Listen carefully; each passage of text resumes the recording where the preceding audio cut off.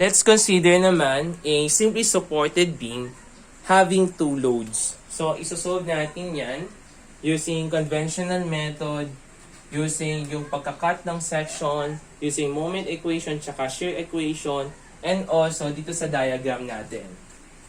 So, kung gusto natin ng long method, pakitaan natin ng long method dyan. Kunin muna natin yung mga reactions natin.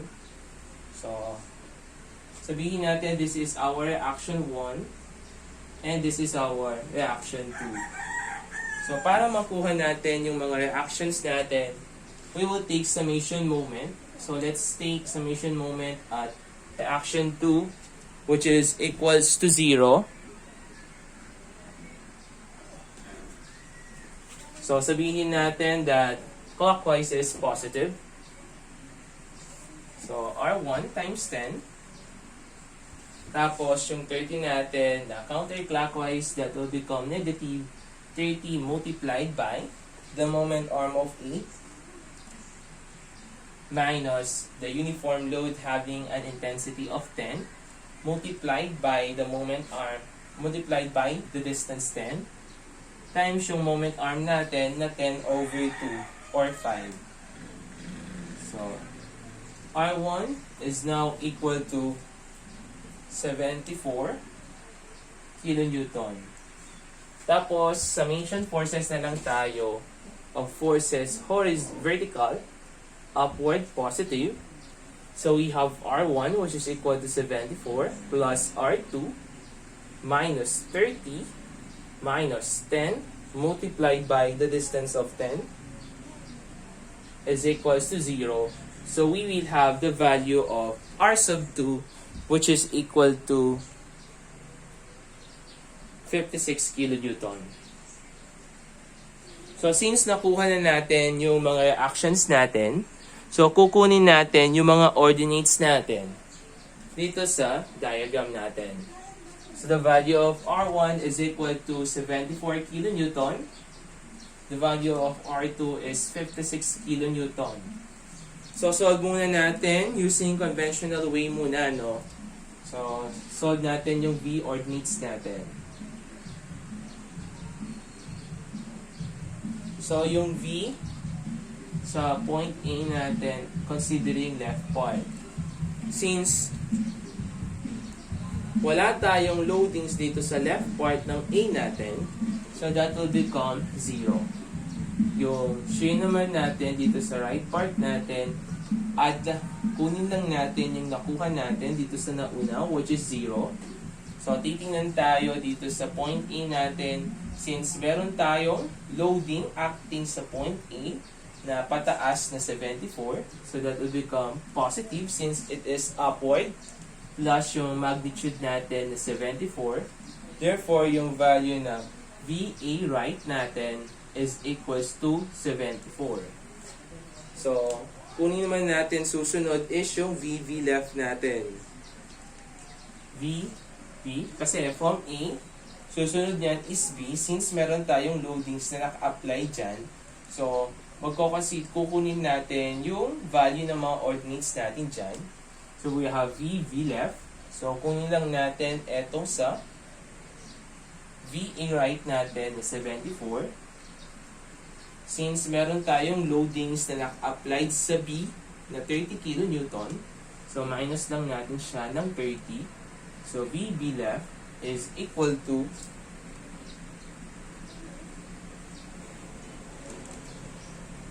VB left. So, that is not 30 pala. So, sorry, no? So, VB left. So, titingnan natin, no? Since nag-travel from A to B pala, mangyayari niyan is 74. So, meron tayong loadings acting from A to B. So, yun yung uniformly distributed natin na 10. So, 74 minus 10 multiplied by yung distance niya, which is equal to 2. 74 minus 20, you will have 54 kilonewton. 74 kilonewton, 0 kilonewton. Next naman, kapag right part naman, so in this part, VB right. So, yung nakuha natin sa left na 54. So, titingin yan tayo sa point B. since meron tayong loadings na pababa, so that will become negative. So yung loading natin dyan is equals to 30. So VB right is equal to 24 kilonewton. So next naman, yung VCL naman natin, or the shear on the left part of point C. So VCL is equals to, so kunin lang natin yung nakuha natin. So repetitive lang yung procedure natin. 24. Tapos tingin tayo from B to C. Kung meron tayong load na naka-applied sa segment natin. So kung titingnan natin, meron tayong load na naka-applied, which is etong 10 kilonewton acting dito sa 8 meter natin. So since pababa yan, so mangyayari niyan is minus, so kunin natin yung value that is 10, since it is uniformly distributed, multiplied by the distance of A. So meron tayong value ng VC left, which is equal to negative 56 kilonewton. So susunod naman, kunin naman natin yung value ng VC right naman. So that will become, repetitive lang, copy lang natin, negative 56 kilonewton. So tingin tayo dito sa point C natin. Since meron tayong upward na 56, that will become positive 56. So the value of VCR is now equal to 0. Since nag-0 yung ordinates natin, mangyayari niyan is tama yung shear diagram natin. So yung other way naman, para mas madali yung pagsosolve ng shear diagram natin, so direkta na natin yung computation natin at saka yung drawing natin dito sa diagram natin. So mangyayari, lagi kayong mag-draw ng diagram kung saan meron tayong mga loadings. So in this example, since meron tayong reaction dito sa point A natin, kaya nag-draw tayo ng line, may 30 kilonewton tayo, kaya nag-draw tayo ng line, and then sa end ng beam natin, mag-draw ka ng line. So mangyayari niyan is, gawa tayo ng shortcut, no? Shortcut approach. So let's consider this point. So, meron tayong 74 kilonewton. So, tingin tayo dito sa part na to, meron ba tayong loading dyan? Or meron ba tayong loads na naka-apply at this point? So, kung titingnan natin dito sa loading diagram natin, eto yan, which is etong 74 kilonewton natin. Since it is upward, so kasi etong nasa taas natin, this is positive, yung nasa baba, that is negative. So, since it is upward, so, yung nangyayari niyan, that is positive 74.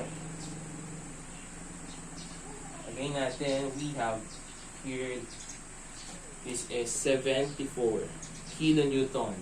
Wherein, ito yung VA left, VA right natin. Next naman, tingnan natin. So, lilipat tayo from point A to B. Meron bang loads na naka-apply dito sa segment AB natin? Meron. Which is eto, 10 kilonewton natin acting at 2 meter. So, mangyayari niyan, since it is downward, so yung 74 natin minus 10 times 2. So, yung value ng loadings natin dito, so that will become positive 54. So, bababa siya. Next naman, susunod. From point B naman, at this point, meron bang force na naka-apply dito sa point natin? Meron, which is tong 30. So, mangyayari niyan, 54, since it is downward, kaya minus natin, 30. So, we have a value of positive 24. Ito yan, that will become positive 24. Next naman, lilipat naman tayo from point B to C. Meron bang loads na naka-apply sa BC natin? Meron. That will become yung 10 kilonewton per meter natin acting at 8 meter naman. So, mangyayari yan, since it is uniformly distributed, so mapansin niyo no, kapag uniformly distributed, yung loading natin or yung diagram natin, nagiging siyang inclined na merong degree of equation na 1 degree. Since it is a uniformly distributed, kaya mangyayari niyan is magiging pag ganito yung diagram natin. Ayan. Okay?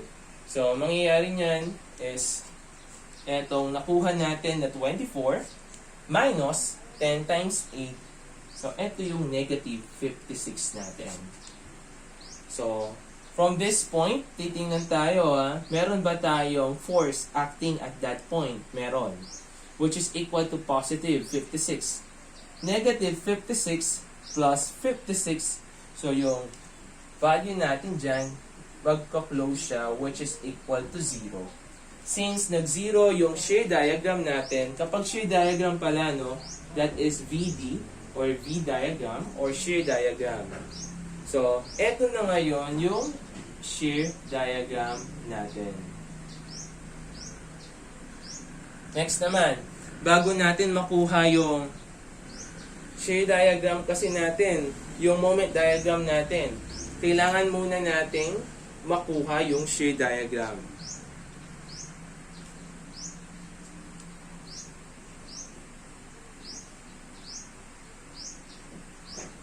So, let's consider naman. So, solve na, since meron na tayong shear diagram, solve na natin yung moment diagram natin.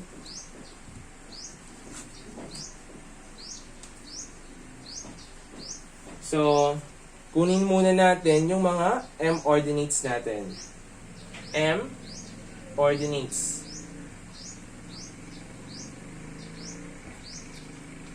So, pagkuha ng mga M ordinates, since dito sa MA natin wala tayong moment dyan, so that will become 0. So, yung sa MB natin, or at point B, para makuha natin yung ordinates natin at point B, mangyayari niyan is yung moment natin sa A, yung ordinate natin dyan, positive or negative yung area natin sa shear diagram natin from A to B. So, yung value ng moment natin at A, that is equal to 0.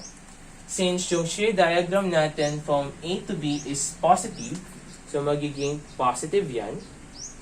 Since positive kasi mga ordinates natin, plus, since it is trapezoid, so average lang natin yung mga heights natin na 74 at saka yung 54.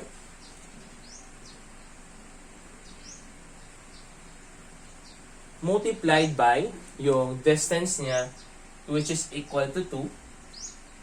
So, yung shear natin, yung moment natin dyan at point B is equal to 128 kilonewton meter.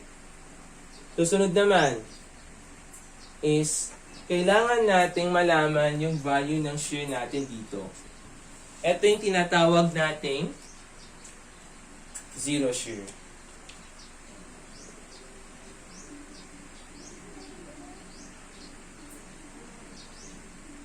Kapag meron tayong zero shear, i-include mo siya sa moment diagram natin. So, for this example, include natin yan sa pag-draw ng shear diagram, ng moment diagram natin.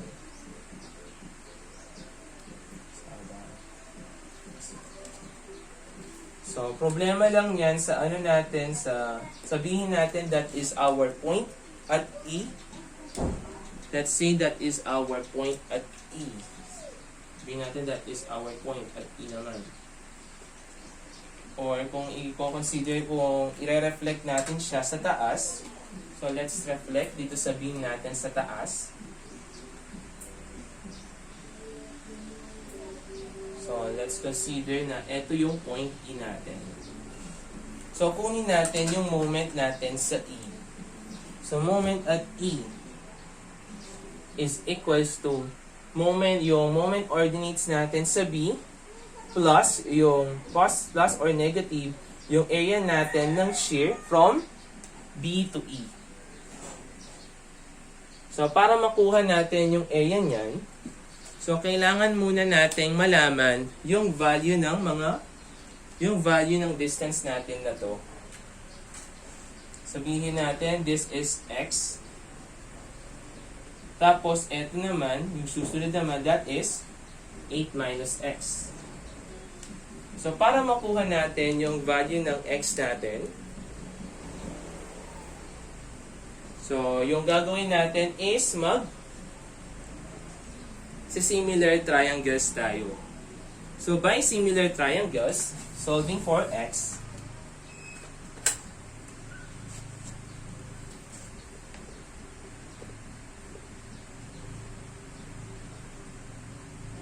so, yung ano natin dito, X, over yung height niya, which is equal to 24, is equal to yung buo natin. So, i-consider natin, no?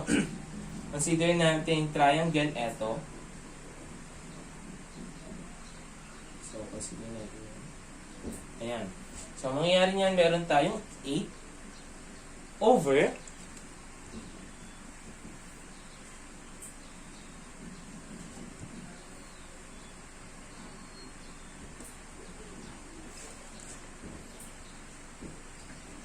8 over yung pag-add lang natin, i-neglect nyo na lang yung sign niya. We have 24 plus yung 56 natin, neglecting the sign ha, kasi kukunin lang naman natin yung value ng X plus 56. So the value of X is now equal to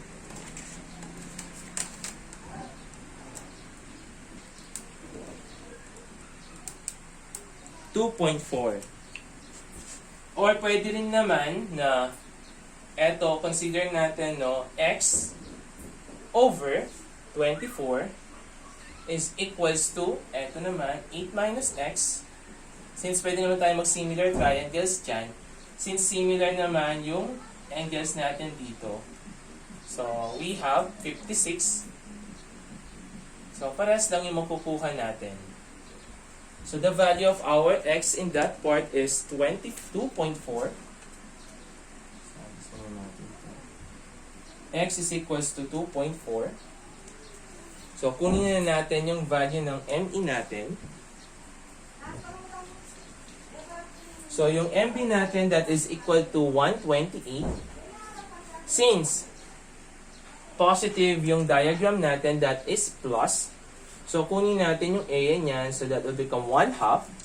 So, yung height niya is equals to 24 multiplied by yung X natin, which is equal to 2.4. So, yung M at our E is equal to 156.8 kilonewton meter. Next naman, kunin naman natin yung value ng moment natin sa C, yung ordinate natin. So, that will become yung ME natin, positive, negative, yung area ng shear natin from E to C. E to C. So, that will become yung ME natin na 156.8. Since negative yung diagram natin, that will become minus 1/2. Yung height niya is 56. 8 minus 2.4, which is eto yung. So, the value of MC is equal to 0. Since nag-0 yung mga ordinates natin, nag-close yung diagram natin. So, kung i-draw natin yan, so let's draw it.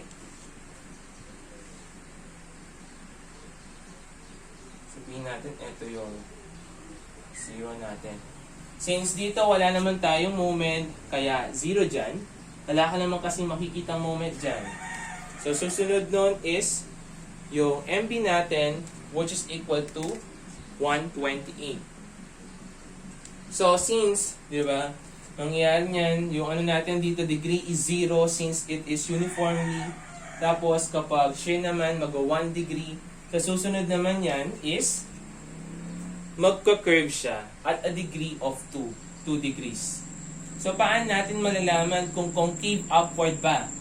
Kapag sinabi natin concave upward, eto yan, concave upward. So, wait lang natin to. Kapag sinabi natin concave upward, naka-smile siya. Naka-smile yung curve natin. Kapag concave downward naman, malungkot yung curve natin. So, eto, concave upward, concave downward. So, magko-concave upward lang or mag-i-smile yung diagram natin kung increasing yung shear diagram natin. Increasing yung ordinate niya. Tapos naman, mag-sasad naman or concave downward naman yung diagram natin kung decreasing yung shear natin, shear ordinate. So, in this example, kung mapansin ninyo, no, yung line natin naka-incline sa shear diagram is from 74 naging 54. So, decreasing siya, kaya magiging sad yung moment diagram natin. So, our moment diagram will now become sad. Na meron siyang ordinate of 128 kilonewton meter. So, sad siya. So, ito 128. So, meron siyang degree which is equal to 2 degrees. Susunod naman, from this point naman, so from this point, so mapapansin ninyo, meron na naman tayo dito which is yung ME naman natin. So, 24 to 0. So, nag-decrease na naman yung value ng shear ordinates natin. So, mangyayari naman sa shear diagram is magsa-sad phase na naman siya. So, sad phase. So, yung sad phase niya, meron siyang ordinate na 156.8. Susunod naman, so since meron tayo dito na, so titingnan natin, from 0, yung ordinate natin naging negative 56. Bumaba na naman yung value ng shear ordinate natin, decreasing siya. So, mangyayari niyan is, malulungkot yung diagram natin, kaya concave downward. So, yung mga yan is, tig to 2 degrees. So, etong diagram natin dito sa shear, 1 degree. Sa susunod, 2 degree naman. Sa shear diagram naman natin dito is 1 degree. Kapag moment diagram naman, magiging 2 degrees naman siya. So, kung mapapansin ninyo, yung maximum moment natin, located siya dito sa zero shear. Yung 156.8 natin, yun yung tinatawag nating maximum moment or Mmax. So, kung isosolve naman natin yan using, so, meron tayong tinatawag na, andito using equations naman. So, next part naman, tuturuan ko kayong maghanap ng mga shear and moment ordinates natin using equation naman. So, first, so consider muna natin yung segment AB natin. So, maghahati tayo sa segment AB. So, kapag naghati tayo sa segment AB, mangyayari niyan is magka-cut tayo dyan. So, eto yung A natin. Tapos, meron tayong ordinate dyan na 10 kilonewton. This is 10 kilonewton per meter. As magka-cut tayo dyan. So, mangyayari niyan, magka-cut tayo dito sa AB na yan. Kapag nag-cut tayo sa gitna dyan, meron tayong lilitaw na moment. Meron tayong lilitaw na shear. So, ika-cut natin yan at a certain distance of X naman from A. So, kukunin natin yung value ng mga ordinates natin dyan. So, let's solve for the segment natin at AB naman. So, yung VAB, paano natin makukuha yan? Since kinonsider natin nag-cut tayo sa left part, so mangyayari niyan, summation forces vertical, upward is positive. So, yung ano natin dito, meron tayong reaction dito, which is equal to 74 na upward. So, 74 minus yung loadings natin na uniformly distributed. So, that is 10 times yung x natin para maging kilonewton. So, that is the value of VAB natin. So, susunod naman is kunin naman natin yung moment naman natin. Moment at AB. Dito naman, kahit hindi mo gamitin tong VAB natin, makukuha mo yung value ng moment natin kasi magmo-moment ka lang naman eh. Para makuha natin yung ordinate ng AB natin, yung bending moment natin sa AB, mangyayari is magmo-moment lang tayo at this point kung saan tayo nag-cut. So mangyayari, since nag-cut tayo sa left part, summation moment clockwise is positive. So we have 74, since yung rotation niya is clockwise, multiplied by the distance of x, minus 10 multiplied by x times the moment arm of x over 2. So yung moment natin by equation, that is 74x minus 5x squared. So let's verify kung tama ba yung mga equations natin. So, kung i-consider natin yan, so kunin natin yung shear natin dito sa AB natin, dito sa part natin. VAB. Etong part natin dito, or dito sa VB natin. So, mangyayari niyan is 74 minus 10 multiplied by, so from yung origin natin, yung reference niya is at A. So, from A hanggang B, dito sa B natin, that is 2 meter. So, replace lang natin. So, makukuha natin yung value na 54 kilonewton. So, paano naman dito sa moment? Kailangan makuha natin is 128. So, 74. So, ano yung distance ni B with respect to A? That is 2. So, times 2 minus 5 times 2 squared. So, the value of MAB is now equal to 128 kilonewton meter. So, lagi lang tayong nagka-cut ng section. Sa susunod naman, let's cut naman dito sa susunod na segment, which is yung segment BC naman. So, let's cut on segment BC. Let's consider na lang yung left part para consistent na lang. Pero pwede nyo din i-consider yung right part. Pero in our discussion, puro left na lang. So, magka-cut na naman tayo at segment BC. Kapag nag-cut tayo dyan, so, ganito yung magiging diagram natin. So, meron tayong reaction dito na 74 kilonewton. Tapos, meron tayong uniformly distributed, which is equal to 10 kilonewton per meter.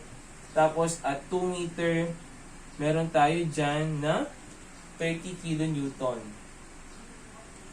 So, kapag nag-cut tayo dyan, so, mag-cut tayo sa BC natin, this is A. This is yung point B natin. Mag-cut tayo sa segment BC. At a certain distance of X with respect to A. Ito yung X natin. So, kapag nag-cut tayo sa segment BC, meron tayong lilitaw dyan. Ito yung moment natin. At saka yung shear naman. So, para makuha natin yung shear natin, shear, V, A, B. So, summation forces, horizontal, vertical, upward, positive. So, meron tayong 74 minus yung 30 natin. Minus yung value ng uniform distributed natin. So that is minus 10x. So the value of, so not VAB, ano na to eh, VBC. VBC pala, not VAB. VBC, ayan. So the value of VBC is now equal to 44 minus 10x. Next naman, kunin naman natin yung value ng MBC natin. So that will become, moment lang tayo, clockwise positive 74 times x. So susunod naman is yung 30 kN natin, since it is counterclockwise, minus 30 multiplied by, so meron tayong ditong x, so yung moment r niya is x minus 2. Minus yung uniform distributed natin counterclockwise 10x, tapos yung moment r niya is x over 2. So MBC is now equal to 74x minus 30x minus 2 minus 5x squared. So kung kukunin natin yung value natin dyan sa, dito sa VBC natin, point C, so mangyayari nyan,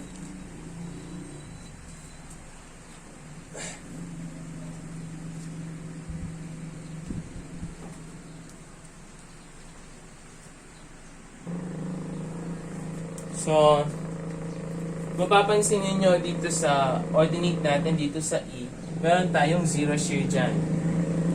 So kung kukunin natin siya, or let's say,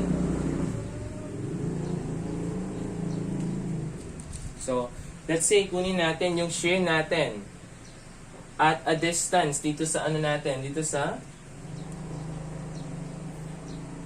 kunin natin yung value ng shear natin dito na negative 56. So yung shear natin at C, so we have 44 minus 10 times, ano yung x natin from A? Kasi origin natin A lagi eh. So that will become 2 plus 8, 10. So 44 minus 100, meron tayong value na negative 56 kN. Basta yung from B to C, gamitin natin yung equation na to, makukuha natin yung mga ordinate natin. So let's consider eto. So gamitin natin equation natin para makuha natin yung shear natin at E naman, since nakapaloob siya sa segment BC, gamitin natin yan 44 minus 10x. So yung x natin dyan, yung origin niya is from A. So yung x natin dito is equals to 2 plus 2.4, 4.4. So 44 minus 10 times 4.4, the value of VE is equals to 0. And para makuha naman natin, shortcut para makuha natin in a shortcut way, yung location ng maximum deflection natin, since napatunayan natin na it is located sa zero shear natin, tapos sa diagram makikita natin na yung maximum moment natin nandito siya sa segment BC. So gamitin natin ito. So consider natin, no, location of Mmax. Since sa diagram natin nakita natin na nasa BC yung location ng Mmax natin, edi VBC is equals to 44 minus 10x. Edi equate mo yung shear natin sa BC, equate mo siya into 0. So shift solve, makukuha mo yung value ng x natin. The value of our x is now equal to 4.4 meter. Kasi yung x natin dito, with reference siya sa A. So this is 4.4. 4.4 minus 2, makukuha natin yung value na yan, which is equal to 2.4. Next, para makuha mo naman yung value ng Mmax natin, gamitin mo lang etong equation na to. 74 multiplied by 4.4 minus 30, 4.4 minus 2 minus 5 multiplied by 4.4 quantity squared. The value of M max is now equal to 156.8 kilonewton meter. So yun yung mga shortcut ways natin or different ways on how to solve for the shear and moment diagrams ng mga beam natin.